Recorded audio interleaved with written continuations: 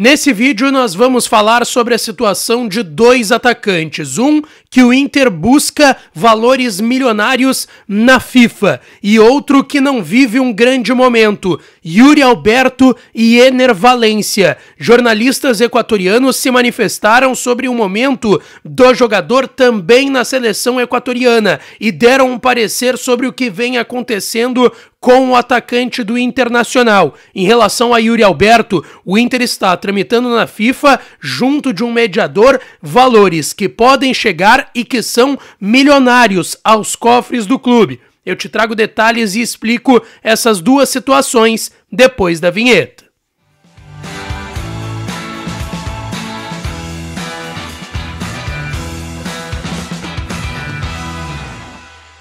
Fala, minha rapaziada! Sejam bem-vindos a mais um vídeo aqui no canal Lucas Dias Repórter, e nesse conteúdo a gente vai falar sobre Yuri Alberto e os valores milionários que o Inter ainda pode receber e tem que receber, e Ener Valencia. O que acontece com o atacante equatoriano? A gente vai falar sobre isso. Antes, não te esquece, deixa o teu like no vídeo, te inscreve no canal e ativa o sininho das notificações por aqui, já dá essa força. E é claro que esse conteúdo e todos os outros têm o apoio de KTO, KTO.com. Estamos na data FIFA, então o Campeonato Brasileiro tá parado por enquanto. O Inter entra em campo só na próxima quarta-feira no Beira-Rio contra o Fortaleza, mas tem muitos jogos de eliminatórias, principalmente para a próxima Copa do Mundo, eliminatórias sul-americanas, e hoje tem lá em Curitiba, Brasil e Equador. O Ener Valencia, que é pauta desse vídeo, estará em campo. Vai lá em KTO.com, usa o código DIAS se for o teu primeiro depósito e o primeiro registro e ganha uma free bet para sair brincando.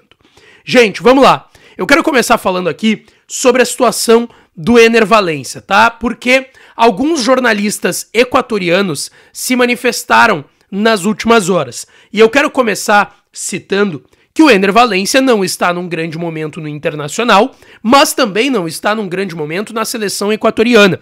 Eu até acompanhei de perto as publicações que a seleção equatoriana fez nas suas redes sociais desde a chegada do Ener Valencia por lá. A principal delas foi a foto da chegada do Valencia para se apresentar ao período de treinamentos antes desse jogo contra a seleção brasileira, em que, nessa foto, muitos comentários contra o Ener Valencia foram feitos. Ali, esse comentário que eu tô colocando aqui diz ali, ó: coloque na porta, não deixem ele entrar. Aí o outro ali, o Itz José 8, coloca: listo para falar penales outra vez. Está escalado para errar pênaltis outra vez. Ali embaixo um outro coloca: o sorriso de um homem que sabe que vai perder outro pênalti. Claro, muito por conta daquela eliminação da seleção equatoriana contra a Argentina, em que o jogo estava empatado em 1-1 e o Ener Valencia acabou perdendo um pênalti lá nos Estados Unidos na última Copa América. O Felipe Duarte, repórter da Rádio Gaúcha, está acompanhando a seleção brasileira para o jogo de hoje contra o Equador lá em Curitiba, e ele conversou com alguns jornalistas, um deles, o Carlos Andrés Munhoz, da Rádio ABC Desportivo, lá do Equador, e ele está em loco cobrindo a seleção equatoriana. E ele disse o seguinte para o Felipe: o Ener Valencia está pressionado por não ter feito gols nas eliminatórias e se acentuou o mau momento na Copa América, onde ele errou o pênalti decisivo. Ele vem recebendo críticas muito fortes no Equador que o complicaram mentalmente. Ele ainda disse: ele sente a necessidade de justificar a necessidade de ser titular no Inter, titular e capitão da seleção equatoriana. E quando alguém vem mal e se autoexige, faz com que perca gols incríveis e decisivos. Cada vez que joga, acentua ainda mais o seu problema. Tá? Outro jornalista conversou com o pessoal do GE, que é o Victor Lor, jornalista do Estúdio Futebol, um dos principais meios de comunicação lá no Equador. E ele falou: o Ener não marca em Quito, sede regular, né, da seleção equatoriana, há 6 anos. Em momentos realmente decisivos não demonstrou aquele selo de goleador histórico que lhe deram. Para muitos é o jogador que só marca em times pequenos. São só no Internacional, tá? 9 jogos sem marcar, desde aquele jogo lá que um torcedor invadiu e tentou agredir ele no Jacone contra o Juventude. São 9 jogos, 510 minutos. Tem o jogo contra o Rosário Central, 1-1, e a eliminação nos playoffs da Sul-Americana. Ele jogou os 90 minutos e não marcou.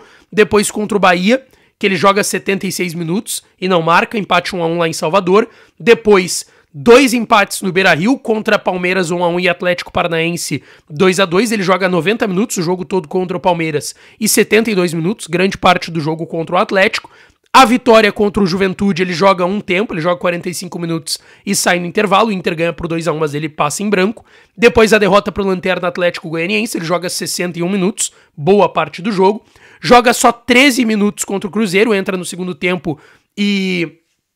a vitória do Inter por 1-0, ele entra no segundo tempo e não faz gol. Depois ele entra e joga 26 minutos e faz aquele pênalti, a bola que acaba batendo no braço dele lá no Mineirão, que o Inter joga com a menos, o Antony pega o pênalti. E depois a vitória por 3-1 no Jacone, que ele joga 26 minutos e perde 2 grandes chances cara a cara com o Gabriel Vasconcelos, goleiro do Juventude. O BKSS, treinador da seleção equatoriana, também falou sobre o momento do Valência e confidenciou uma conversa que ele teve com o atacante equatoriano, tá? Ele falou o seguinte: estive em 2010 no Emelec acompanhando o Sampaoli, ele era auxiliar do Sampaoli antes, né?